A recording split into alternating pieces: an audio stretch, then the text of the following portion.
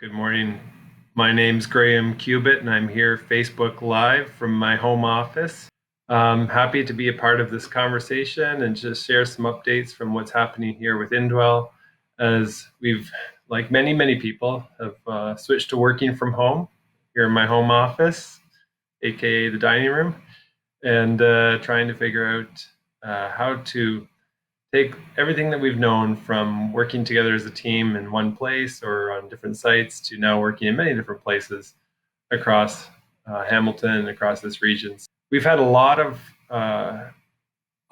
changes to our work at Indwell across our organization as we all deal with this COVID-19 pandemic and trying to figure out how to work safely and how to work effectively, and particularly, as a charity dedicated to providing affordable housing and support, really trying to make sure our number one responsibility and mandate is to look after and support our tenant communities. And I just want to send out a massive thank you and shout out to my colleagues who every day are working in our programs to keep them going and to keep them sustained, but also a huge thanks to our tenant communities who not only are doing very well, but are actually supporting us in return. And the sense of mutuality is just incredible.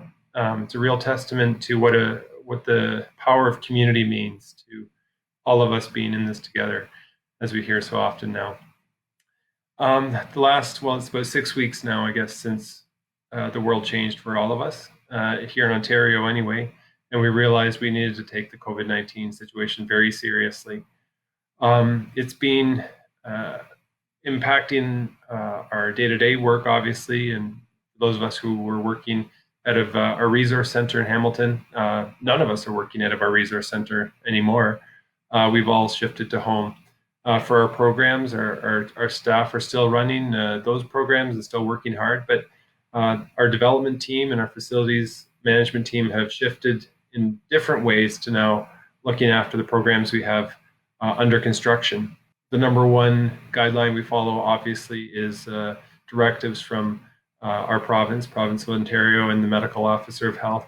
We have been deemed for most of our construction sites essential businesses under the emergency legislation. So that has permitted us to continue working on our various projects here in Hamilton, particularly, and in Norfolk County.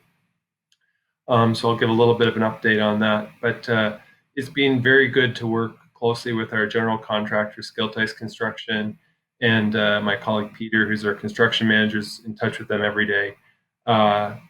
Skiltice and their teams working with Public Health Ontario, and then the guidance coming down from our chief medical officer in terms of safe working, and obviously all the PPE and etc. Working with their unions and working with the different trade organizations, and the guidance from the construction industry about safe working.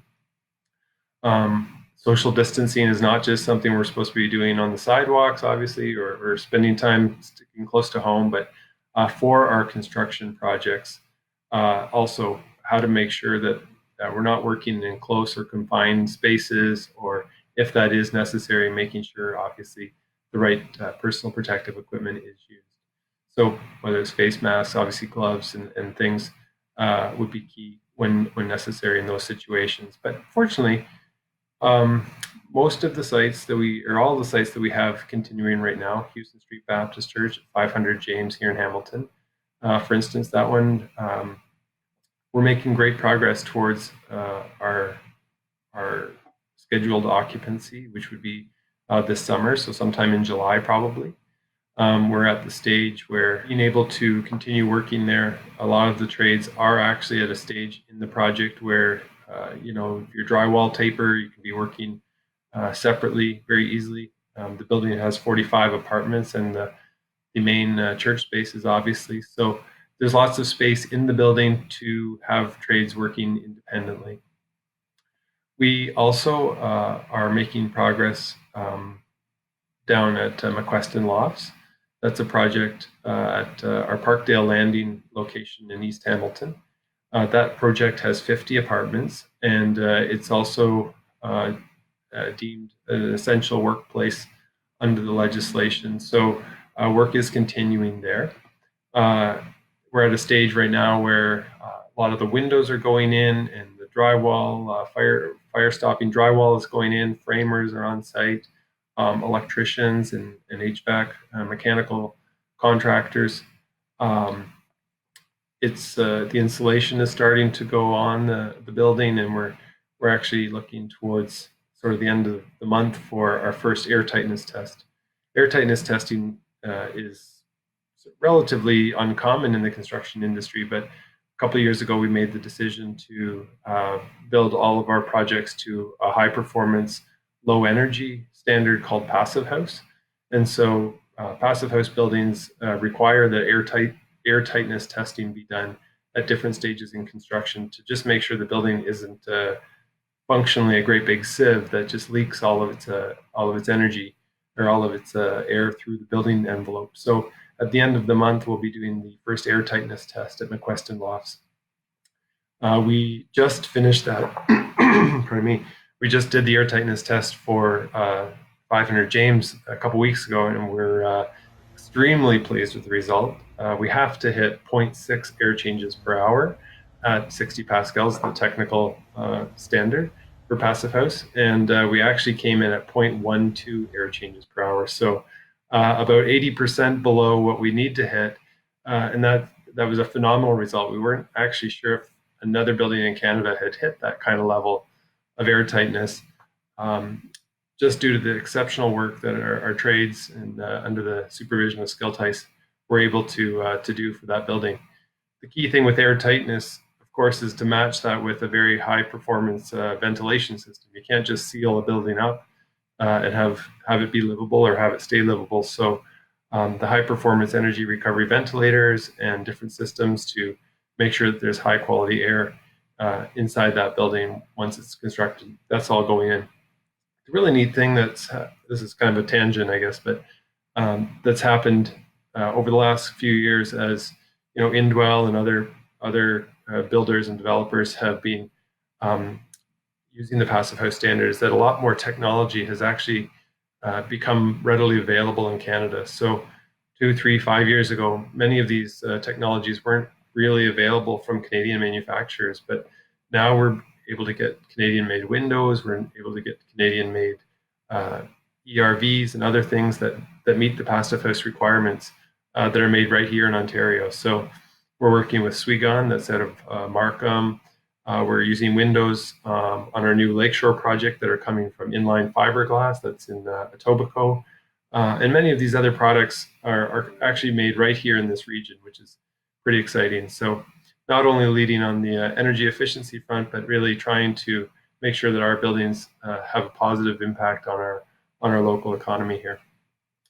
I think that one of the key things that we've realized through this process of recalibration and reflection, figuring out how to work in new ways, is that it takes a community of people working together. The construction process can sometimes be adversarial. Whether we've done a bathroom renovation at home or tried to do a large construction project, everybody is working hard, but sometimes interests come into conflict, or there's different perspectives on how to solve problems. And through this whole process, we've been reminded once again that the importance of a relational approach to getting through large, complex projects is just so critical.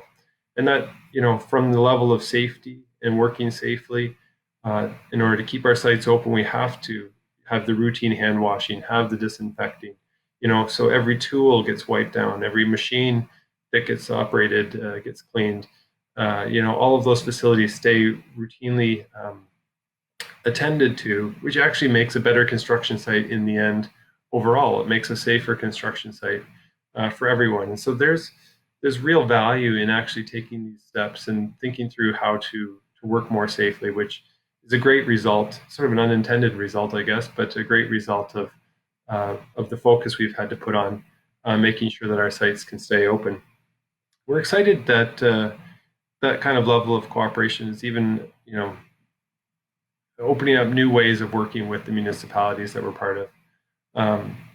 Here in Hamilton, seeing the collaboration between our design teams and City Hall and planning department and engineering and building department, everybody realizing that supportive housing, it's not just about sort of building units or creating new projects. It's actually around it's a strategic public health initiative.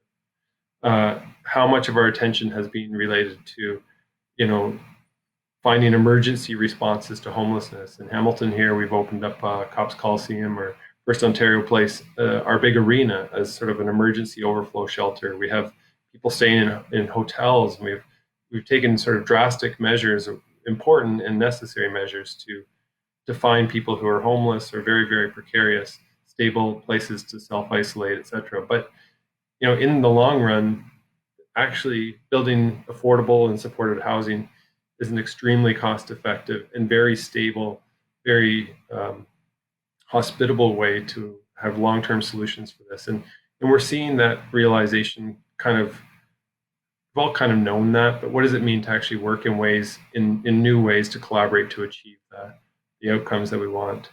So it's exciting. It's exciting in the midst of trying to deal with today's urgent and try to make sure everything's working today, to keep one eye on the future, to keep one eye out to how do we work together as a community to create midterm or long-term solutions that actually help us in these kinds of situations. Pandemics aren't common, but we know that this one isn't going to go away instantly. So what kind of solutions can we create for 6 months from now, for 12 months from now, for 2 years from now, that will actually position us as a community to be more resilient, to have safer spaces, to be able to cost effectively support people who are very vulnerable and precariously housed. Another interesting project that we're working on is the Norfolk Inn conversion and adaptive reuse in Simcoe. This is a conversion of an old bar and rooming house complex. And we've been working away steadily through the fall, and a lot of the cleanup and asbestos abatement and demolition and stabilization. The building hadn't seen any work in many, many years, and so needs a lot of work to keep going and to come back into use. And so we're actively finishing a bunch of the tendering there and have been working inside to get some of the structural stabilization done.